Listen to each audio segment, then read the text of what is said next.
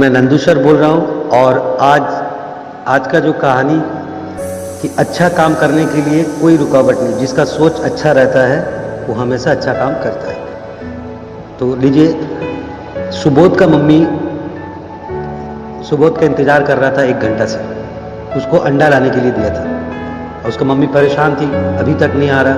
तो 1 घंटा बाद सुबोध आपस आया। जैसे सुबोध आपस आया उसका मम्मी उसके ऊपर डांटने लगी, कहाँ था तुम इतना देर, तुमको कब से भेजा था, 1 घंटा हो गया, फ़ोन भी छोड़ के दिया घर में, क्या कर रहा था और तुम्हारा हाथ में, तो देखा सुबोध का हाथ में अगरबत्ती था। बोलता अगरबत्ती, तुमको तो अंडा लाने भेजा था, अब तुम चाप भात कैसे खाओगे, कहाँ से खाओगे, तुमको सोयाबीन का नहीं खाते हो और तुम पूजा पाठ में तुम्हारा ध्यान नहीं रहता, तो अगरबत्ती क्यों, हमको बताओ। तब सुबोध बोलने लगा, मम्मी बैठ, मैं बता रहा हूँ क्या हुआ, मम्मी तू बैठ, मैं बता रहा हूँ क्या हो रहा। नहीं तुम बताओ, हम तुमको अगरबत्ती लाने दिया, पैसा कहाँ, वापस दो।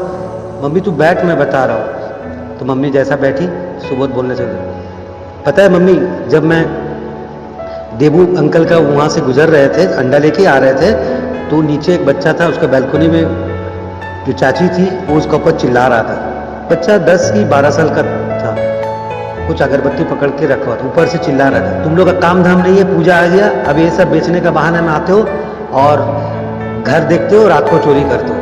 तो को डांट रहा था, वो बच्चा रो रहा था, हमको खराब लगा। फिर वो बच्चे के पास जाके हम उसको पूछे, भाई क्या कर रहे हो, बोले बाबू अगरबत्ती बेच रहा, अगरबत्ती लो ना। तो हम बोले तुम इतना छोटा सा अगरबत्ती बेच रहे हो, बोले क्या करे, घर को संभालना है ना। बोले घर में कौन कौन है, बोलता माँ है और छोटा भाई भोला है।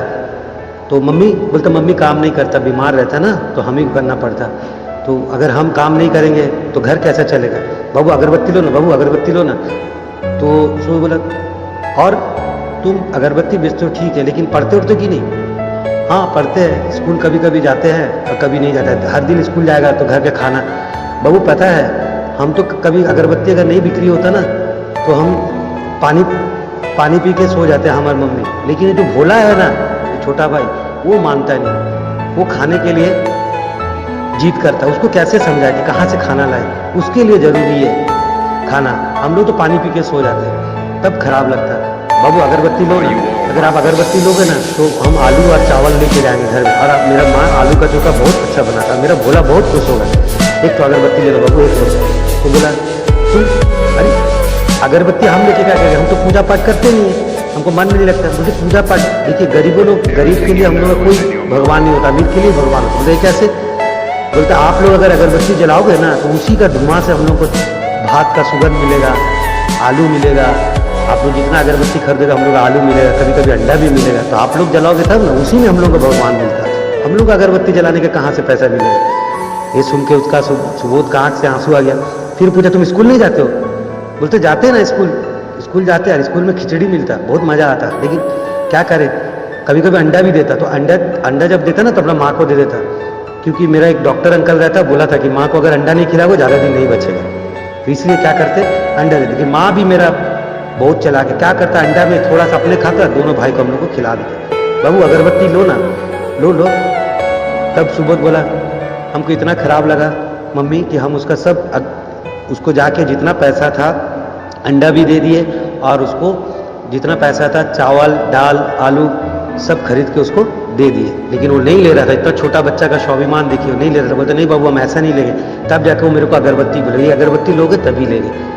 वही अगरबत्ती हम लेके आए, उसको दे दी। जैसे सुना उसका मम्मी का आँख से आंसू गए, बोले बहुत बड़ा काम किया बेटा तू आज। तो फिर बोलते आगे का क्या करोगे, बोलते कुछ ही नहीं, आगे क्या करेंगे, हम कभी कभी जाएंगे उसको ट्यूशन पढ़ा देंगे, या जितना मदद कर सकेंगे अपना पॉकेट मनी से कर देंगे।